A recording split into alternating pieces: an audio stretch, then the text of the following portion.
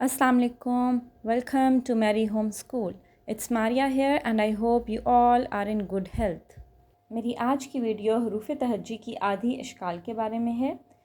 उर्दू की home schooling के लिए अपनी प्रीवियस वीडियो में मैंने आपको हरूफ तहज्जी करवाए उनकी सूती आवाज़ों के साथ। ठीक है, जब आपका बच्चा तमाम हरूफ तहज्जी को पढ़ना सीख लेगा सूती आवाज़ों के साथ और उसकी लिखाई भी उसको आ जाएगी, तो अगले स्टेप में हम उनको अल्फाज की बनावट के लिए आधी अशकाल का इंट्रोडक्शन देंगे। ठीक, हम बच्चे को बता देंगे कि जब भी हमने अल्फाज की बनावट करनी है, अल्फाज की बनावट करने के लिए हम हरूफ तहज्जी की आधी अशकाल को आपस में जोड़ देंगे।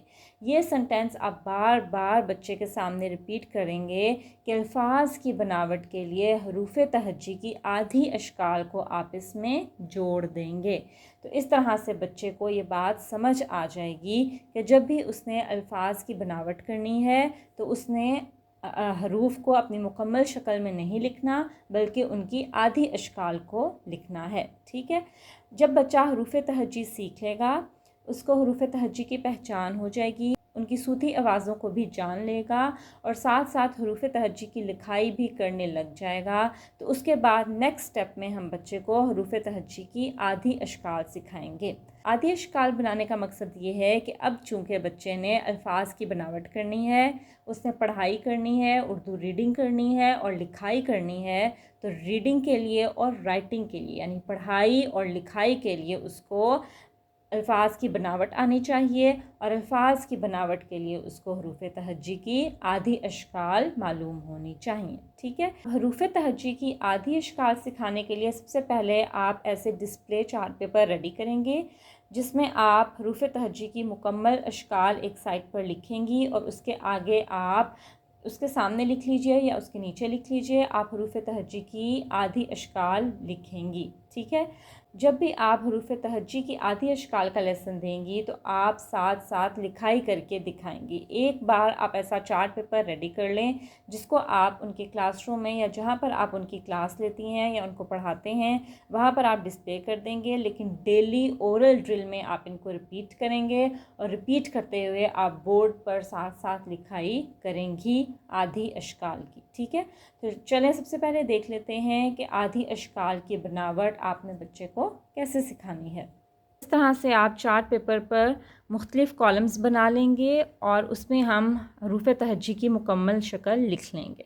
ठीक है, सबसे पहले हम अलिफ मद्दा से शुरू करेंगे, साथ साथ बच्चे को उन हरूफ के बारे में बताते जाएंगे जिनकी आधी अशकाल नहीं होती। ठीक है, सबसे पहले है अलिफ मद आ। अलिफ मद आ की आधी शक्ल नहीं होती।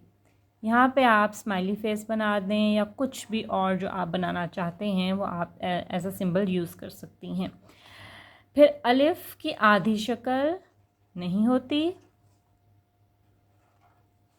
उसके बाद आ जाता है बे।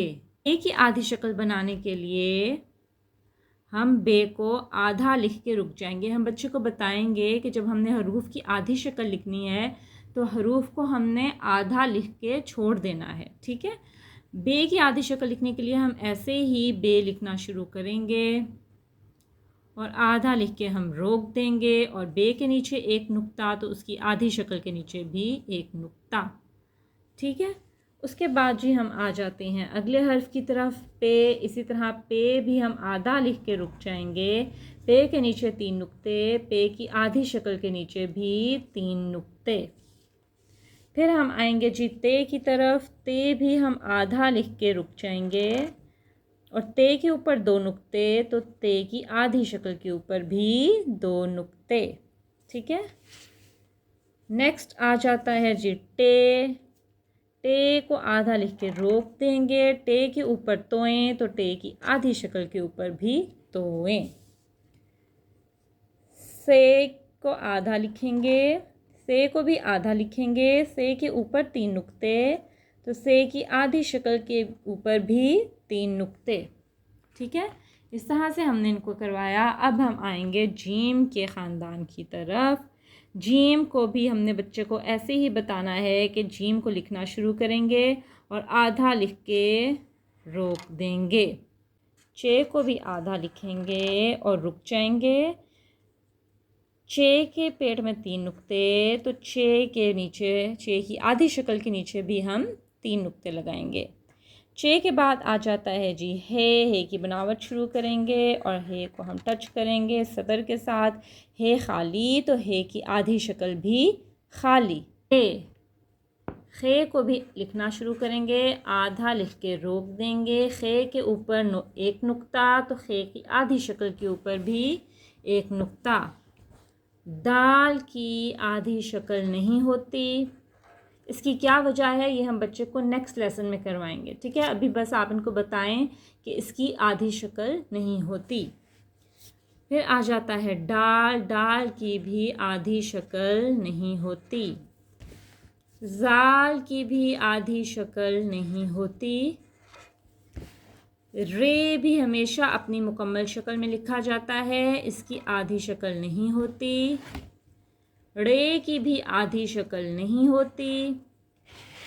जे की भी आधी शक्ल नहीं होती, ये हमेशा अपनी मुकम्मल सूरत में लिखा जाएगा। ये की भी आधी शक्ल नहीं होती।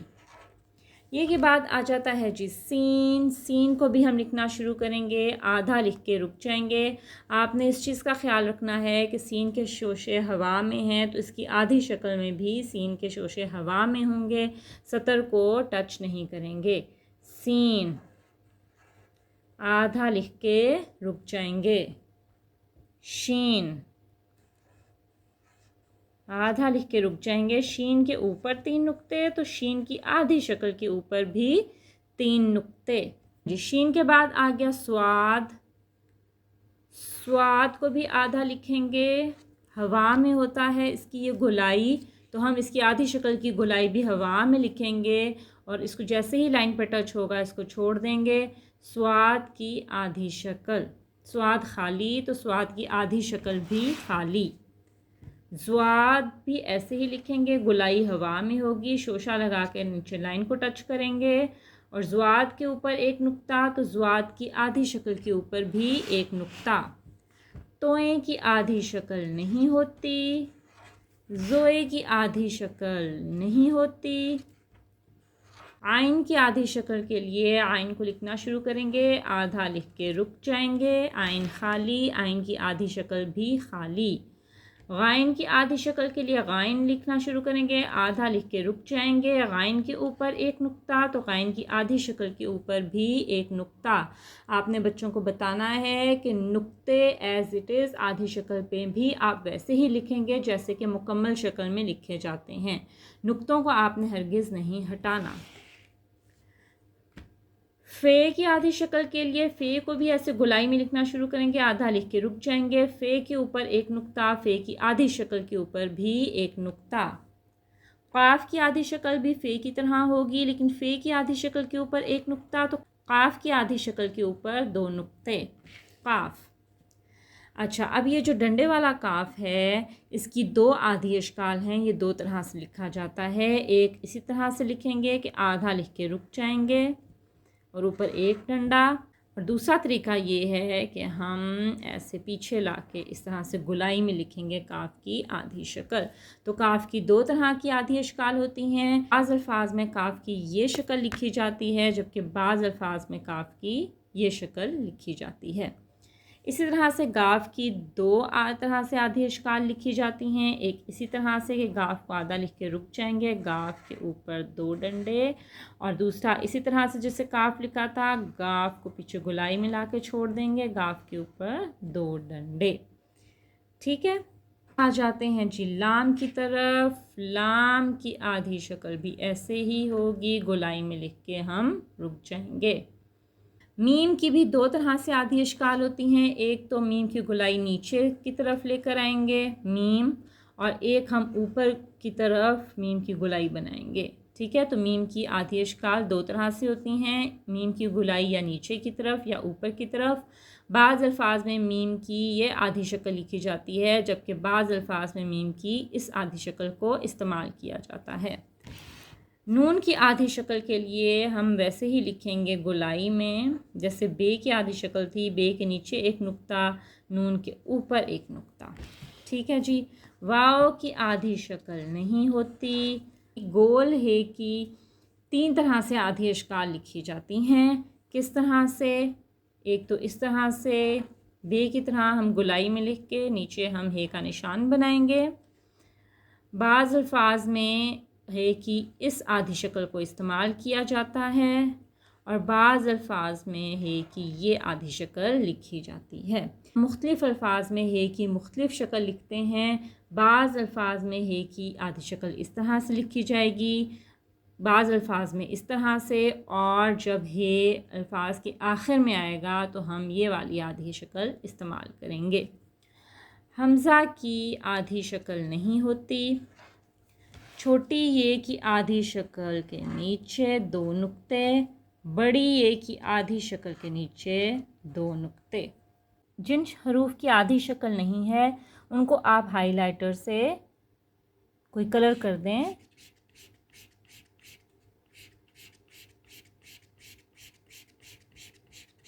इस तरह से, ठीक है। इसी तरह से हम अलिफ को कर देंगे।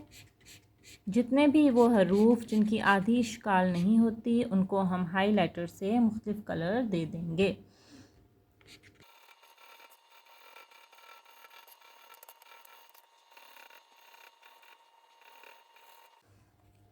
इस तरह से हमने वो तमाम हरूफ जिनकी आधी अश्काल नहीं होती उनको हमने हाइलाइटर से मुख्तलिफ रंग दे दिया। और ये जी हमारे हरूफ तहज्जी की आधी अश्काल का डिस्प्ले चार्ट पेपर तैयार है। अब इसकी पढ़ाई आपने बच्चे को कैसे करवानी है ये मैं आपको बताती हूँ। अलिफ मद्दा आ, अलिफ आ। अलिफ़ की 2 तरह से आवाज़ें होती हैं। अल्फाज के शुरू में अलिफ़ की आवाज़ अ होती है और अल्फाज के आखिर में अलिफ़ की आवाज़ आ होती है, इसलिए हम दोनों आवाज़ें पढ़ेंगे। अब जैसे ही आपने बे की सूती आवाज़ पढ़नी है तो आपने उसकी आधी शक्ल की तरफ पॉइंट आउट करना है। बे, ब, पे, प, ते, त, टे, ट, से, स, जीम, ज, चे, च, हे, ह, खे, ख, दाल, द, दाल, ड, जाल, ज, रे, र, रे, ड़, जे, ज, ये, य, सीन, स, शीन, श, स्वाद, स्व, ज़्वाद, ज़्व, तोए, त, ज़ोए, ज़, आइन, अ, गाइन, ग, फे, फ, काफ, क, काफ, क, क, गाफ, ग, ग, लाम, ल, मीम, म, म, नून, न, वाव, व, ओ, हे, ह, ह, ह, हमज़ा, अ, छोटी जे, ज, ई, बड़ी जे, ए। जी, तो इस तरह से आपने हरूफ तहज्जी की आधी अश्काल का डिस्प्ले चार्ट पेपर तैयार कर लेना है और इसके ज़रिए आपने बच्चे को हरूफ तहज्जी की आधी अश्काल की लिखाई और पढ़ाई को सिखाना है, ठीक है। अब इस तरह का चार्ट पेपर आप बना के इसको बच्चों की क्लासरूम में या जहाँ पर आप उनकी होम स्कूलिंग कर रही हैं या आप अपने बच्चे को पढ़ा रही हैं उस जगह पर आप इसको डिस्प्ले कर दें और डेली ओरल ड्रिल में आप बच्चे को इसके ज़रिए हरूफ तहज्जी की आधी अश्काल करवाएंगी। पढ़ाई और बनावट दोनों आप इसके ज़रिए बच्चे को डेली ओरल ड्रिल में सिखाएंगी, क्योंकि विजुअल एड्स के थ्रू भी बच्चा काफ़ी सीखता है, इसलिए उनकी विजुअल लर्निंग के लिए इस चार्ट पेपर को आप डिस्प्ले कर देंगे, ठीक है। अब अपनी नेक्स्ट वीडियो में मैं आपको बताऊंगी कि हरूफ तहज्जी की आधी अश्काल से बच्चे ने अल्फाज की बनावट और पढ़ाई कैसे करनी है। ठीक है। अगर आपको मेरी आज की वीडियो अच्छी लगी हो तो इसको ज़रूर लाइक करें, शेयर करें और मेरे चैनल को ज़रूर सब्सक्राइब करें ताकि आप आने वाली वीडियो से फ़ायदा उठा सकें। Until my next video, Allah Hafiz.